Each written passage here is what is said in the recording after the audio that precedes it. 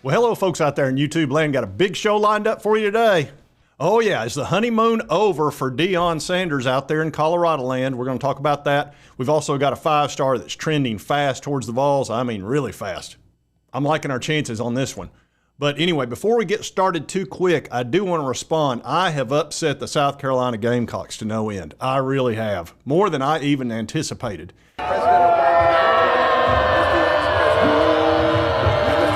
To the point, I mean, I've had videos made about me. I mean, it's been a little bit chaotic, honestly. Just because I brought up the fact that they probably had help from Connor Stallions, allegedly, with their sign stealing and all that, and that's how they magically beat 2 top 10 teams back in 2022 and then went 2-7 afterwards. And I went into all the circumstantial evidence, which there's a mountain of. That didn't go over well in Carolina land, I can tell you that. As a matter of fact, they even did this video about me. And look, they put a big party hat on top of my head. Signal gate. Look at Shane Beamer. Looks like he's got his head on backwards.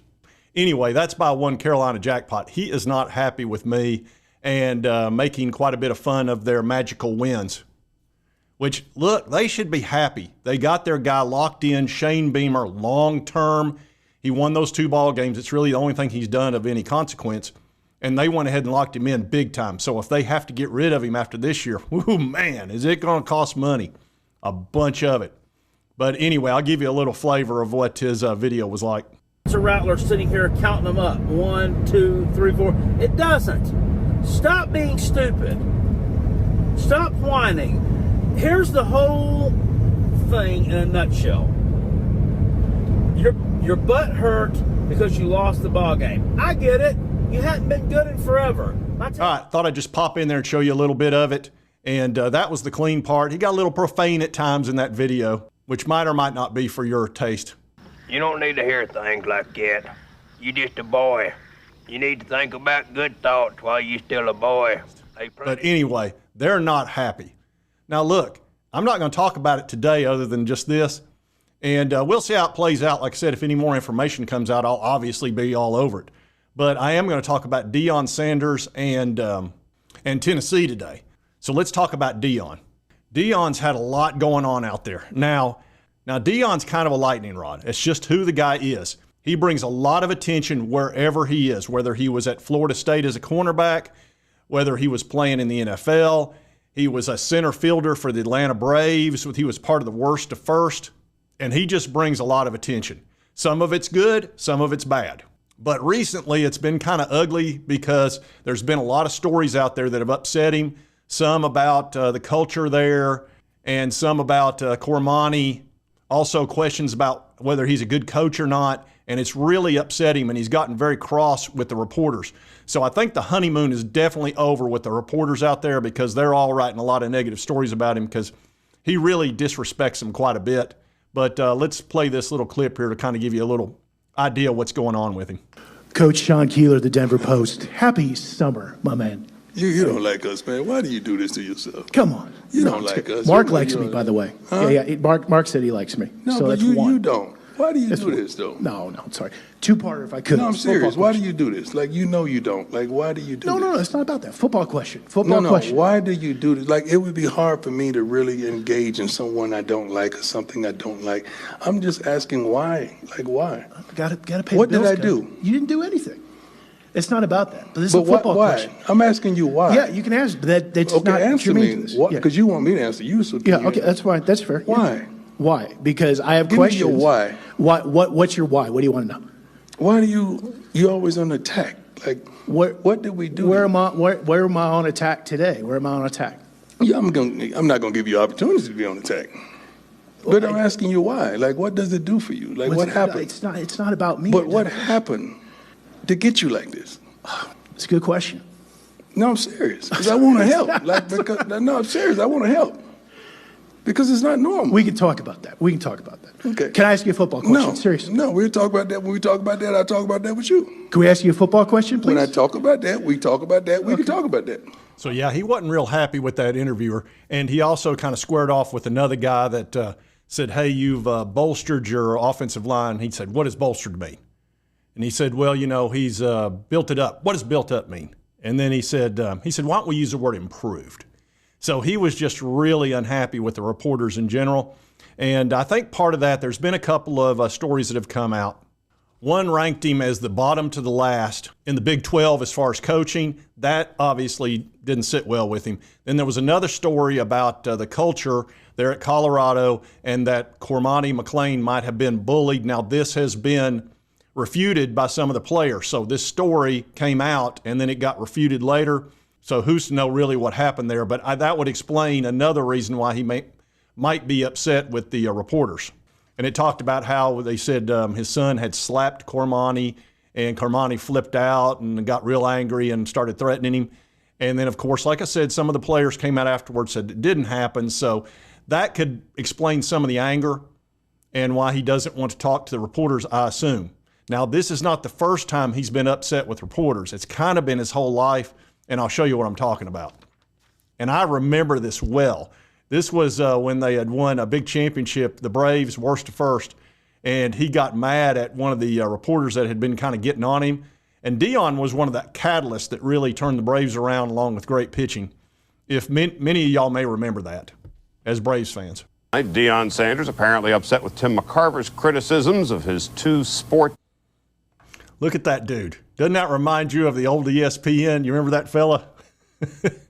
Last Sunday, felt like he would gain a measure of revenge, not with champagne, but by dousing McCarver with 4 tubs of ice water. McCarver was furious. So was CBS Sports. Rick Gentile, their producer, complained to National League President Bill White last night. McCarver wants a meeting with White as soon as he can get one. And after this confrontation, Tim McCarver confronted Sanders.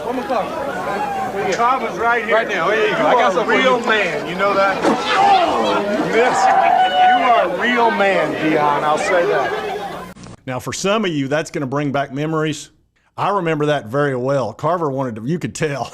Had Carver not been so old, I think we'd had a fight. Deion probably would have whooped him, of course. But there'd have been a fight. There's no doubt.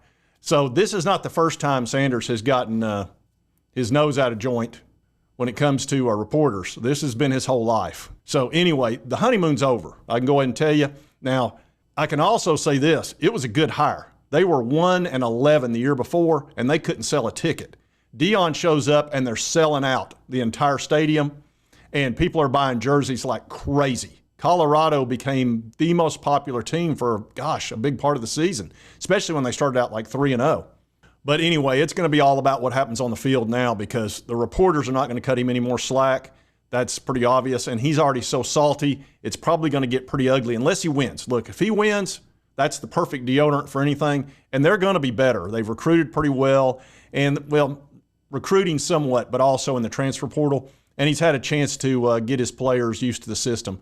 So I expect them to be better this year, but we'll see. If things go backwards, it could get real ugly. So, yeah, the honeymoon's definitely over. It's time to win, and, maybe that solves it. We'll see. But there's going to be a lot of hostility between he and the reporters for the rest of the season. That's pretty obvious. Now we need to talk about David Sanders, big 5-star. This would help our recruiting dramatically. We're already heavily in the top 10. We've had a huge run. We had those 4 top 100 players in a row commit, which got us to number 5 at one point. We've fallen back a little bit. Auburn's been on an absolute tear. We were the hottest team in the country in recruiting, then Auburn overtook us. But it's still fine to be in one of the top 2 when it comes to having a great run. David Sanders would be a heck of a cherry on the cake of this recruiting class. I don't know if we're going to take all 25 spots because, remember, we got to give up some scholarships because of the 25 we lost because of the Jeremy Pruitt situation. But anyway, this would be a big help. And as of right now, we've had 8 crystal balls to land David Sanders. I think we're up over 80% now as far as chances of getting him. Here you've got Wilt Fong also gave a crystal ball. Usually if Wilt Fong does, that's a really, really good sign. He's the number 2 player nationally, number 1 offensive tackle. And as you can see, Ohio State's still number 1. Alabama was really closing in on him. And then they lost a couple of commits to Auburn, which didn't sit well in Alabama land. I don't give a piss about nothing but the Tide, baby. Don't give a piss about nothing but the Tide. I love America and I love the Tide, baby. Tide, go get them. Tide, go take them down. Then LSU, Georgia, Auburn, of course. Texas A&M has popped in front of us just barely. Looks like 3 points And then, of course, Tennessee at number 7. And Sanders would be our number 1 recruit for this year. He'd be sitting in the first position just above George McIntyre. Here's all those top 100 players that committed with us and on down the line. So a very good class. We finished 14th last year and about 12th the year before that. So this would be our best signing class for Josh Heupel. And that's pretty typical because of the winning he's been doing, winning 11 games in 9. So 20 wins in 2 seasons is pretty darn good for a brand new coach. And now his recruiting's getting better. Of course, we've got Nico, the number 1 player in the country a couple of years ago in recruiting. He's starting this year. And we've got depth. For the first time, Josh Heupel's got some depth. Now, next year, we're moving to 105 scholarships instead of 85. That's all part of that settlement with Carter, Hubbard, and whatever the name of that other class action lawsuit that got combined. Where they're working that settlement out, part of the revenue sharing and all that. So every team will have more depth next year, which is a good thing for us because that'll help us with the scholarship reductions that we've got to deal with. A few more years of that. So we still got, 3 weeks until the first game. So it's pretty exciting. We're getting this 12-team playoff going, all of that. It's going to be a heck of a season. I can't wait to cover it. I know y'all are fired up about it. But anyway, I did want to cover these stories today. And if you like this content, be sure to hit that like button. Let's remember to continue to cover all these big sports stories. If you've not subscribed, boom, boom, boom, hit that little button. I'd appreciate it. It doesn't cost you a dime. And right over here is the most recent video that YouTube thinks you'll enjoy based on your viewing history. And we'll see you next time on Sports Talk Jay. Merry Christmas! Dinner was